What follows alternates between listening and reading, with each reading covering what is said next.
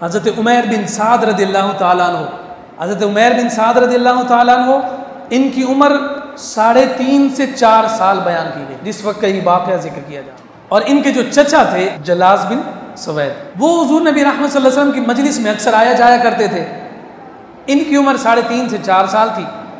अभी अभी नया नया बोलना शुरू हुए थे, चलते भी थे तो लड़खड़ाते थे, लेकिन वो इन्हें हुज़ूर की मजलिस में लेकर आते थे और आका कायनात सल्लल्लाहु अलैहि वसल्लम की ये नसीहत को सुना करते थे। एक दिन जलास बिन सवैद कहीं मसरूफ़ हो गए, हुज़ूर अलैहिस्सलाम के खिताब का और वाज का वक्त हो गया। वो अपने चचा को ढूंढते रहे, चचा मिले नहीं, लेकिन बेचैनी थी कि आज अगर हुज़ूर का दीदार ना हुआ तो आज मेरा दिन कैसे गुजरेगा। उम्र 3.5 से 4 साल। जहन में ये ख्याल पैदा हुआ, चचा किसी काम में मसरूफ़ हो गए, रोज़ उनके साथ जाता हूँ, रास्ता तो मुझे भी आता है, मैं अकेला चले जाता हूँ। खुद चल दिए। मुस्तफ़ा करीम सल्लल्लाहु अलैहि वसल्लम की मुबारक ज़बान से अहवाल क़यामत बयान किए जा रहे थे। जनाब उमैर बिन साद रज़ियल्लाहु ताला अन्हु इत मुख्तसर सी उम्र में हुज़ूर के फ़रामीन सुन रहे हैं।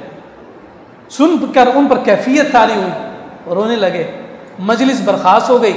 चचा जान के पास गए, कहने लगे कि आज आपने बहुत सारी नसीहतों को ज़ाया कर दिया, आप आज नहीं जा सके, लेकिन मैं चला गया।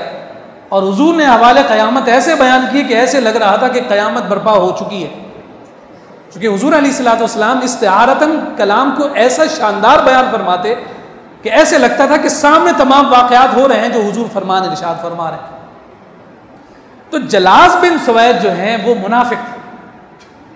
आना जाना तो हुज़ूर की मजलिस में है, लेकिन जलास बिन सवैद मुनाफिक थे उस वक्त तक।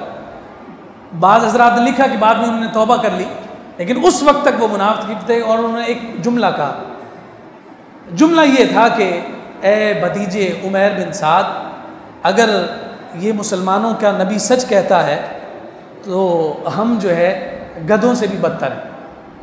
यानी एक तरह से हुज़ूर अलैहिस्सलातु वस्सलाम की तहक़ीर की है, आक़ाए कायनात सल्लल्लाहु अलैहि वसल्लम की तौहीन की है।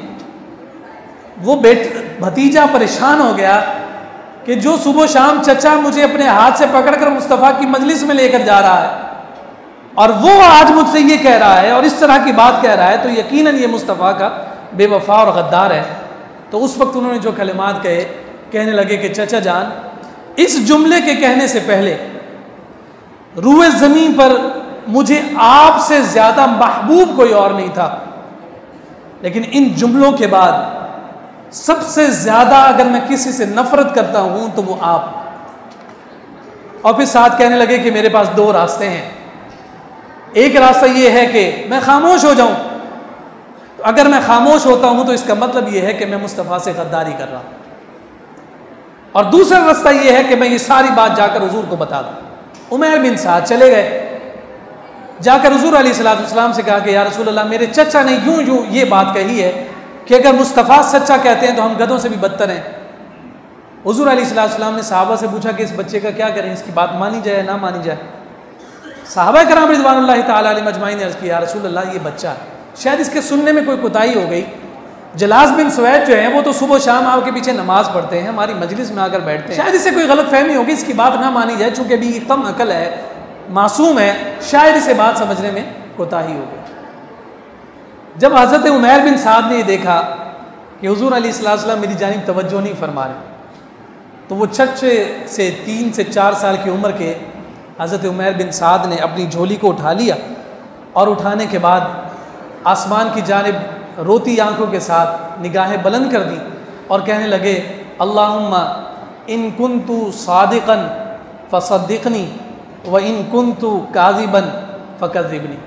रोती आंखों के साथ कहने लगे, बारी ताला, मैंने तो अपनी वफ़ादारी का हक़ अदा किया है, अगर मैं सच्चा हूँ तो मुझे सच्चा साबित कर, और अगर मैं झूठा हूँ तो फिर मुझे झूठा साबित कर, ताकि कोई कल मुझे ताना ना दे कि मैंने कोई गलत बात मुस्तफ़ा से आकर कही।